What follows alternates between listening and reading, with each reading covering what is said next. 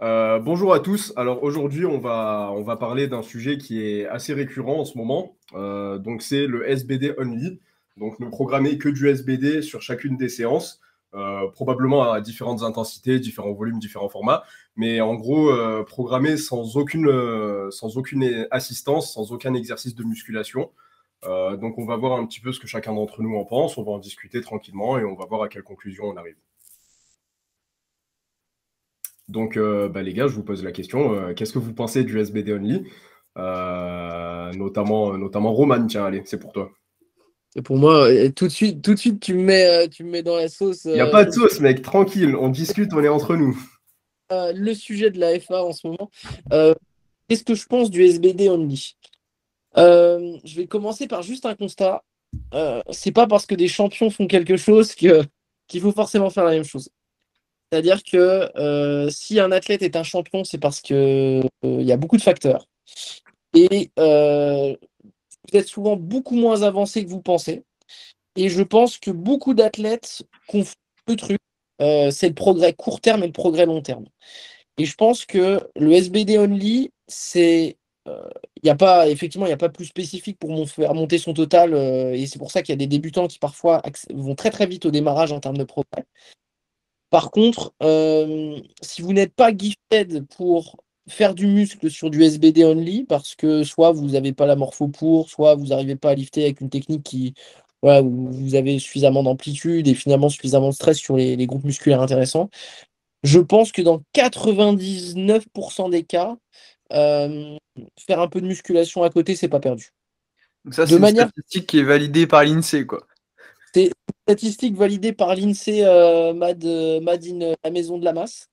Euh, Non, franchement, je pense qu'en fait, ce truc du. En fait, je pense qu'il y a beaucoup plus à perdre qu'à y gagner. Et en fait, vu que j'ai vraiment toujours. En fait, ce que je me dis toujours, c'est que je préfère dire à un athlète que c'est un sport où il va falloir progresser longtemps et donner la carte de peut-être un peu plus de longévité que tout de suite partir sur du SBD only. Bien que je n'exclus pas que pour certains athlètes de très haut niveau, bah, faire du SBD, c'est la seule solution pour continuer à pousser le total si tu n'as plus assez de ressources pour mettre de la muscu ou que ça te réussit tout simplement. Mais un mec qui a un total à 300 qui me parle de faire du SBD only, bah, il va retourner faire. Il aura un supplément curl dans sa programme, au lieu de faire 5 séries, il en fera 10. T'as dit, Roman, un truc de fou, je trouve. C'est le SBD only, c'est pas la meilleure manière de progresser pour 99% des gens. Moi, je suis pas du tout d'accord avec ça. En fait, je pense que justement, le SBD only, c'est la meilleure manière de progresser, en fait. Je, pour moi, c'est en fait, comme tu l'as dit, tout est une histoire de ressources. Et plus tu vas chercher à éparpiller, plus tes risques, enfin, plus tes chances de retour sont limitées. Et forcément que à chaque fois que tu fais du curl bar, des élévations latérales, des tracts, etc., tu augmentes le niveau de fatigue sans pour autant avoir un retour potentiel sur ton total, en fait. Donc, ouais, enfin, pour moi, le SBD only, je le dis clairement, c'est la meilleure manière de progresser. Je sais que Souley va me faire les gros yeux, donc vas-y, bats-toi avec moi. Ok, ça veut la bagarre. Non, je vais pas me bagarrer. En soi, ce que tu dis, ça fait sens. Et moi, là où ça me pose un petit peu un problème, c'est que les études montrent que à moyen et long terme, la meilleure manière en fait de gagner en muscle, c'est d'avoir quand même une variété d'exercices et une variété d'axes qui permettent d'aller choper un petit peu les muscles qui sont pas forcément actifs sur les polis. Et en fait, en faisant uniquement du SBD, oui, on va très bien progresser au court terme, peut-être même moyen terme, et long terme si on se blesse pas. Mais il y a le si on se blesse pas, et voilà, on sait tous que dans la gestion de la blessure, dans la réduction des risques de blessure, etc., les exercices d'assistance, ça a une part importante et ça a un rôle très important. Donc, je vais donner un exemple, mais on rajoute 3-4 séries de Pall of Press à haute intensité dans une programmation. Un athlète squat, deux athlètes squat. Le premier n'a pas fait de Pall of Press, le deuxième en a fait. Les deux tapent les sécurités en bas du mouvement et terminent avec un twist de la barre. Le premier qui a fait du Pall of Press, son corps n'est pas très choqué de cette rotation et des forces qui sont exercées dans un nouvel axe. Donc il s'en sort avec une très grosse peur, mais pas de blessure. Et le deuxième, en fait, il a pas fait ses séries de Pal of Press. Son corps est choqué puisqu'il s'entraîne en 2D toute sa vie. Et au final, il est en stand-by. Il met en stand-by ses progrès pendant 4-8 semaines, tu vois. Donc, oui, c'est très bien le SBD only. Oui, on ne peut pas empêcher les blessures d'arriver, mais oui, on peut aussi réduire ce risque de blessure et réduire la gravité des blessures qui arrivent, en fait. Donc ça, c'est très important à noter, je pense. Ouais, puis je suis d'accord avec Souley sur le truc de dire en fait que. Et je suis d'accord avec toi, Romain. Moi, si, imaginons, on est avec des athlètes incassables qui tolèrent n'importe quel volume, n'importe quelle fréquence, SBD only toute la journée, vraiment. Mais en fait, c'est que j'ai l'impression que tu as un tel risque, en fait, que ça, à un moment donné, que ça casse avec soit de la blessure d'usure. En fait, j'ai l'impression qu'il y a quand même beaucoup de risques pour, au final, une méthode qui, à mon sens, a quand même beaucoup de coûts potentiels pour des bénéfices. Les bénéfices sont certains, mais les coûts, à mon sens, sont assez élevés.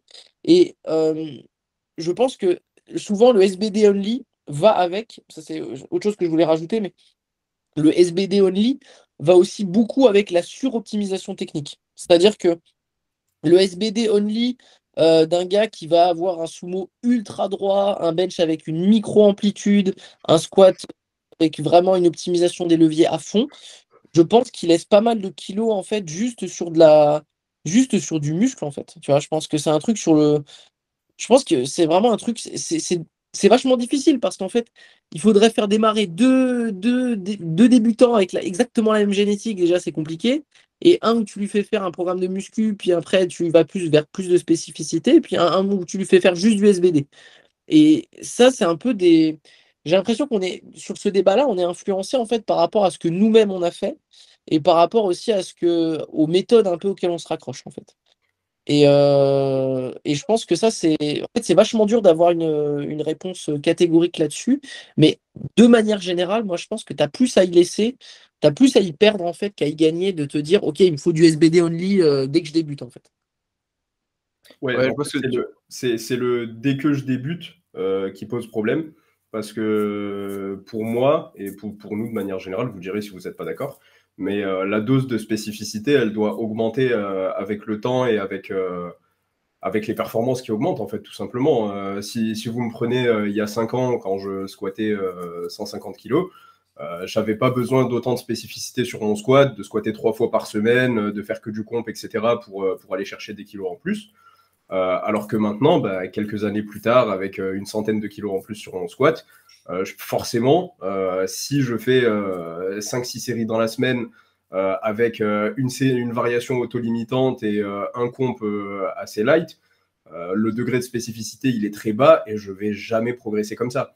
Mais en fait c'est dommage de s'imposer des contraintes énormes dès le début, une spécificité maximale, une très haute intensité, avec un volume bah, à la limite du tolérable en fonction de l'intensité qu'on s'inflige, alors qu'on pourrait progresser avec moins, qu'on pourrait prendre le temps de renforcer d'autres axes, etc., sans pour autant entraver notre progression sur les 3 mouvements.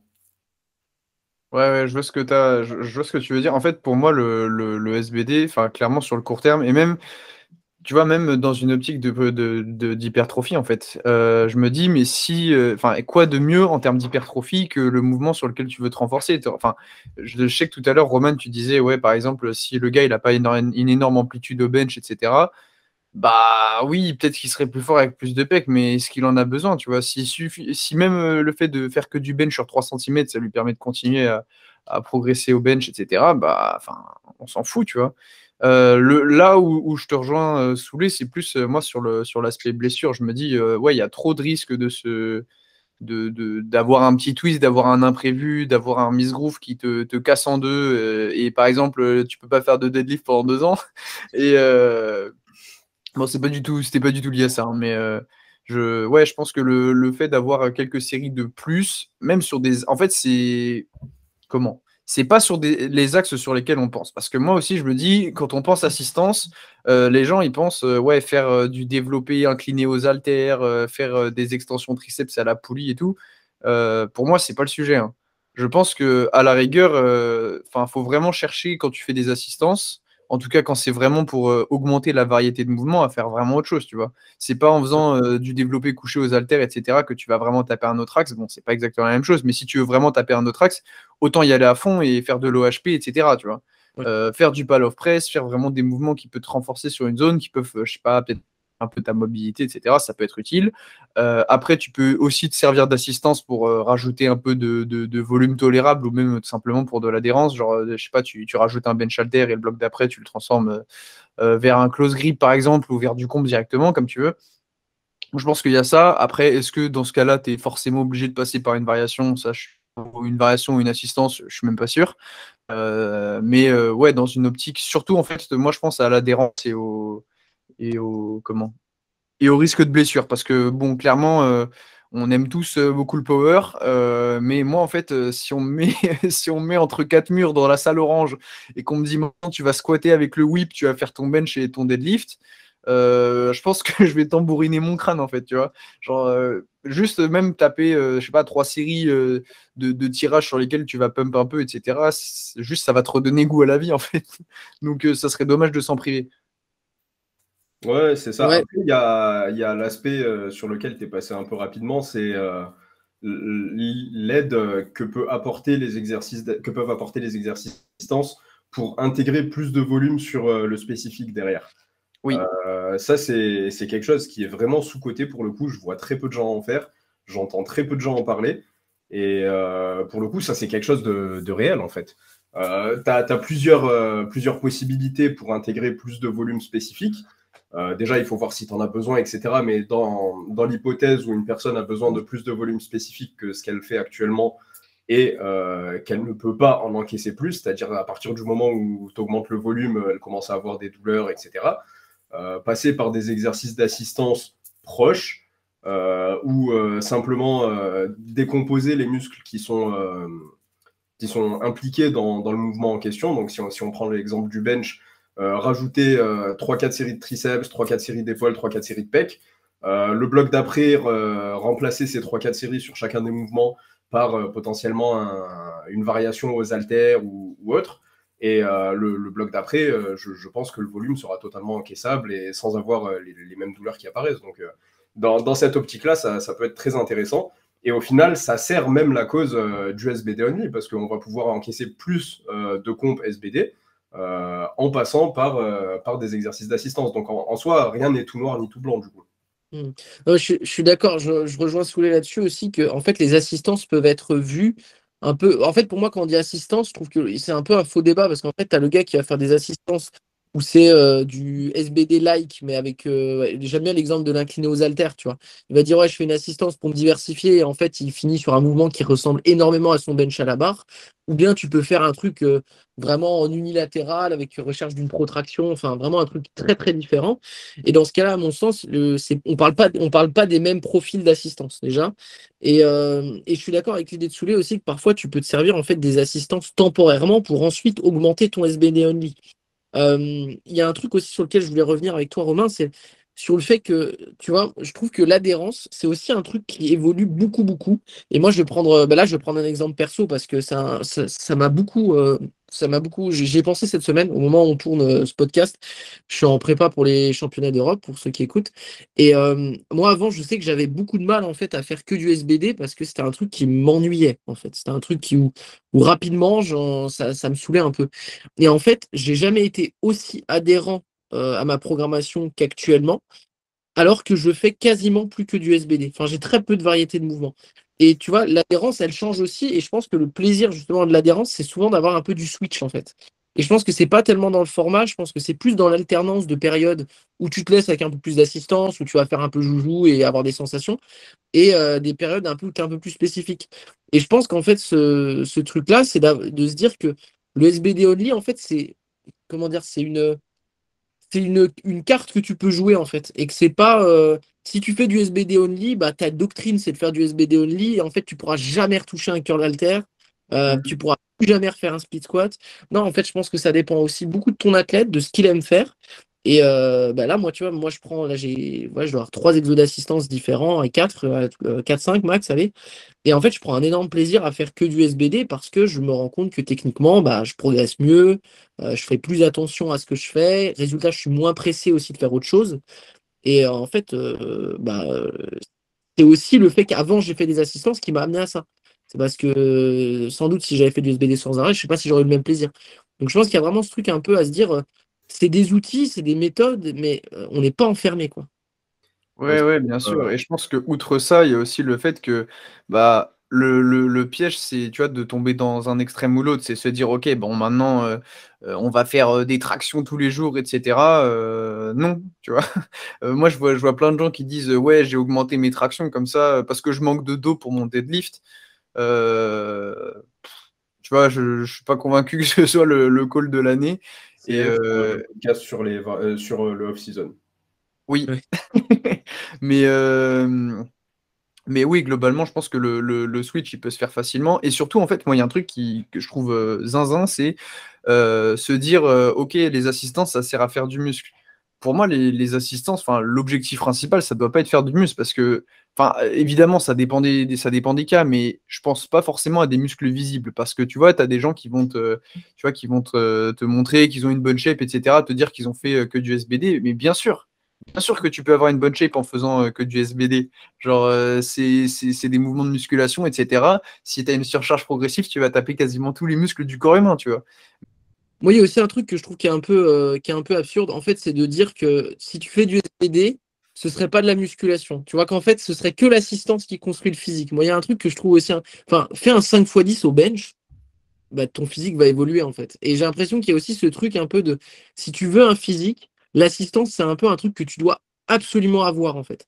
J'ai un peu cette impression que si tu veux, par exemple, avoir un physique correct, et en fait, je pense que là-dessus, ça renvoie beaucoup, en fait, à ce que tu veux de ce sport-là. C'est si tu veux faire du power et monter ton total, bah, le but c'est de monter ton total. Si tu as t'es un peu un hybride ou tu as envie d'avoir un physique, bah, peut-être que c'est mieux dans ce cas d'accepter ça et de dire ok, mais dans ce cas, je veux aller vers du power building. Et dans ce cas-là, je veux pas spécialement être le plus fort, mais je veux être le plus musclé et fort. Mais je pense que Je vais être le plus indécis. mais ouais, pour moi, il y en a beaucoup qui sont en indécision en fait. Et puis, tu en as aussi beaucoup quand ils commencent le power, ils se rendent compte en fait que leur physique bouge mieux qu'avant parce qu'en fait, bah, tu appliques une bonne surcharge progressive, tu as le volume suffisant et tu arrêtes de t'éparpiller à faire 50 exercices de merde pour ton haut de pec alors que tu pas de pec. C'est aussi ce qui explique parfois, je pense qu'il y a des gros physiques qui se font au SBD et que résultat, bah, parfois des athlètes vont plus vite en faisant du power qu'en faisant du body parce que tu as aussi des débutants qui, quand ils font du body, entre guillemets, ils font juste de la merde en fait. Et le power donne un cadre aussi pour te forcer à charger. C'est-à-dire que ça te dit aussi, bon, écoute, si tu veux monter ton bench, bah, dans un mois, il faut que tu sortes 130, bah, tu vas trouver un moyen pour y aller. Et en fait, c'est juste de la surcharge progressive. Et je pense que ouais, c'est ce qui explique aussi que des physiques bougent bien avec du power. Ça fait sens. Et ça, je pense que c'est un truc aussi. Voilà, le power, ça reste des mouvements de musculation. Et en fait, vraiment, on revient à notre truc de départ, mais si tu te casses pas, que tu es indestructible, que tu as une récup parfaite, que tu twistes jamais sur aucun mouvement, que tu n'as aucune asymétrie, fais du Aucun SBD. problème d'adhérence. T'as aucun problème d'adhérence, ben fais du SBD only, deviens une machine technique, trouve le volume qui te fait monter et l'intensité qui te fait monter, et terminé. Mais en fait, tu te rends bien compte que ça concerne 4 personnes en France, quoi. Tandis que tu vois bien qu'ajouter un peu de. Encore une fois, les assistances, je veux dire, il y a ce truc aussi où on a l'impression que les assistances, c'est forcément un truc où tu vas aller faire de la poulie en série de 50 d'élévation latérale. Mais du pal of press, c'est une assistance. De la Copenhagen plank, c'est une assistance. Je sais pas, des rotateurs externes, c'est de l'assistance. Des rotateurs internes, c'est de C'est l'assistance. une assistance. Voilà, tu vois, tout peut être une assistance. Ça dépend comment tu le penses, en fait. Mais on y revient en fait. C'est les assistances pour la mobilité, en fait, c'est top tier. Et c'est surtout ça dont on a besoin dans un programme. Et là, en fait, pendant que vous parliez, j'étais en train de réfléchir. Et la majorité de mes exercices d'assistance dans ma prog, j'ai deux, trois tirages de deux, trois exercices pour taper un peu dans les muscles qu'on n'utilise pas trop. Mais ceux-là, vraiment, ils sont optionnels, entre guillemets. Mais par contre, les vrais exercices pour lesquels je sens que j'ai besoin de les faire et pour lequel je sens un réel intérêt, et même au court terme, en fait, c'est les exercices qui bossent la mobilité. Donc, dans un premier temps, bah, la mobilité, elle se bosse comment? On fait un petit aparté. Dans un premier temps, on bosse sa souplesse, comme ça on va pouvoir avoir une amplitude passive dans laquelle on n'arrive pas forcément à appliquer de force. Et derrière, on va pouvoir bosser, une fois qu'on a une certaine souplesse, on va pouvoir bosser cette mobilité, donc bosser cette application de la force sur l'amplitude donnée. Et c'est ça, en fait, qui va te permettre de te sentir fort de manière générale, de bien te placer, de ne pas être... par exemple, un exemple tout bête, mais il y a beaucoup d'athlètes. Encore aujourd'hui, tu leur demandes de faire un squat au poids de corps, ils n'y arrivent pas. Parce qu'ils ont besoin d'avoir la charge qui les écrase pour atteindre l'amplitude donnée. Et ça, pour moi, c'est une aberration. Encore hier soir, j'ai vu une story, je ne sais plus qui c'était, je crois que c'était Thomas Bodino, SO Thomas, où tu disais que le principe de la force, c'est d'être fort dans 3 patterns et que la souplesse, on s'en fout et que le travail de souplesse, on s'en fout. Oui et non, en fait, on s'en fout, oui, on s'en fout de faire le grand écart, mais tu vas devoir travailler ta souplesse pour être à l'aise sur tes mouvements, pour pouvoir travailler un petit peu dans d'autres axes et pour pouvoir pré-shot, en fait, tous les petits aléas qu'on connaît tous. Il suffit de regarder, il y a 6 mois, j'étais en préparation pour les championnats d'Europe, enfin un peu plus que ça, il y a un an. Je suis sur ma meilleure forme au squat, je tape mes séries à 232 et quelqu'un oublie une sécurité, un stop 10 de 2,5 kg sur le rebord de la sécu, je tape avec la barre, je suis complètement déséquilibré, je remonte avec la barre, résultat, j'ai compensé sur mon adducteur gauche, contracture, je ne l'ai pas senti tout de suite, j'ai forcé au terre, élongation. Donc là, c'était un exemple très concret, mais c'était aussi une petite aparté, mais parce qu'en général, ça va de pair, en fait. Ceux qui te disent SBD only, ils te disent aussi les étirements, c'est de la merde, la mobilité, c'est de la merde. Donc non, restez ouvert d'esprit, essayez d'autres choses, et vous verrez que vous sentirez mieux au quotidien, vous arriverez à mettre vos chaussures et à faire un squat au poids de corps, et en fait, non mais c'est vrai, réussir à se mettre en position sans charge, c'est quand même, pour moi, c'est un prérequis qu'il faut quand même un minimum bosser, parce que sinon, ça veut dire tu contrôles pas, tu subis la charge et tu es obligé de... pour moi, c'est une aberration, en fait. Et moi, je pense qu'il y a aussi un truc, c'est que, bon, vous le savez, hein, moi, je suis un bout de bois, tu vois. Je suis un bout de bois, donc je me soigne lentement, mais il y a aussi beaucoup de positions dans lesquelles tu te dis... je pense pas à moi, je pense à d'autres personnes, mais par exemple, ouais, je suis pas à l'aise en sumo, etc. Et donc, ouais, t'es pas à l'aise, mais c'est aussi peut-être parce que t'as pas la mobilité nécessaire pour te mettre dans une position qui t'irait. Et du coup, tu peux pas appliquer de la force sur certaines amplitudes, alors que peut-être que si t'étais un petit peu plus mobile, bah, en fait, tu t'en sortirais beaucoup mieux. Donc, avant de dire, par exemple, ouais, le sumo, ça me convient pas, etc., bah, peut-être essaye de déjà réussir à te mettre en position, tu vois. Après, il y a fort à parier que si dès la première fois, tu te mets en position et tu sens que c'est le mouvement le plus bizarre du monde, tu vas peut-être pas être super fort dessus, mais... parfois, peut-être écarter un tout petit peu ses pieds au squat, etc.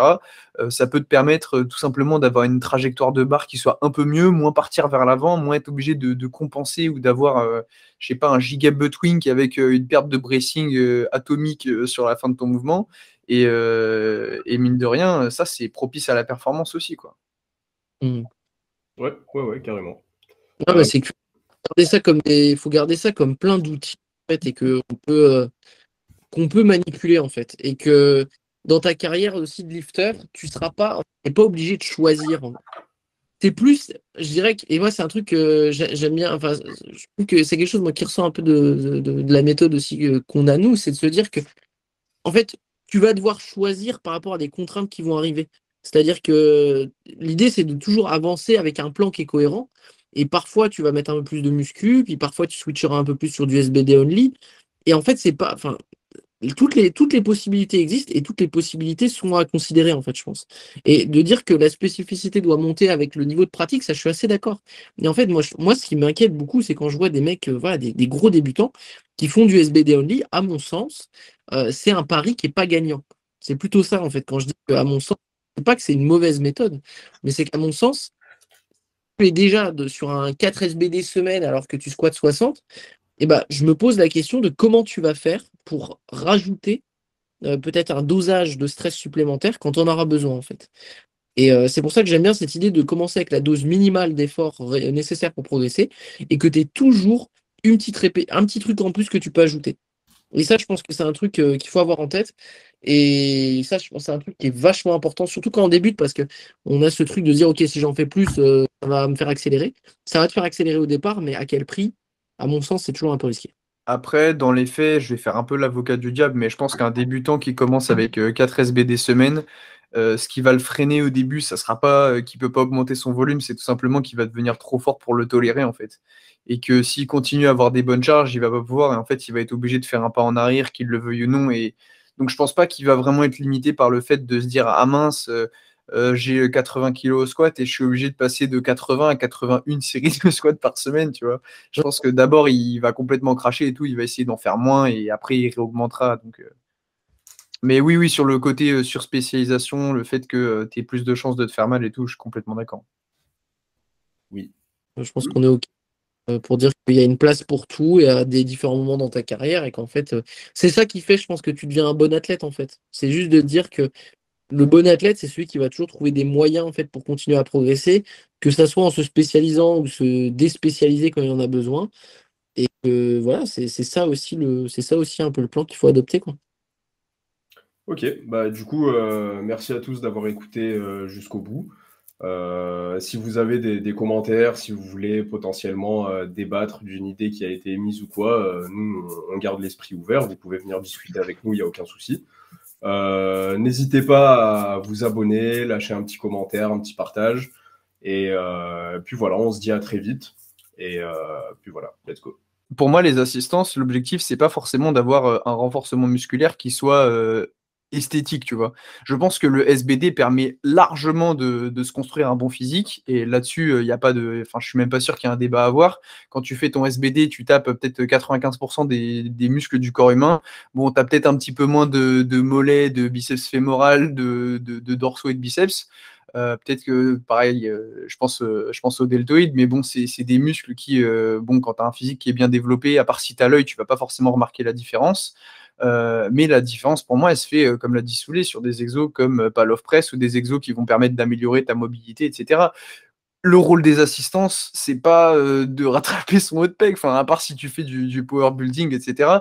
Y a beaucoup d'athlètes qui te montrent ça, et il y a aussi beaucoup d'athlètes qui te disent qu'ils ont un très bon physique SBD, donc oui, forcément, c'est possible d'avoir un très bon physique, mais qui, en amont, ont fait de nombreuses années de musculation avant, et donc, bah, quand tu continues à faire du power, quand tu continues à pousser des charges, à avoir une contrainte mécanique, bah forcément, tu vas maintenir ton physique, tu vas peut-être avoir encore une fois des petites différences notables, mais est-ce que les gens, est-ce que ton pec déjà, il va avoir une différence entre un bench halter et un bench à la barre, tu vois?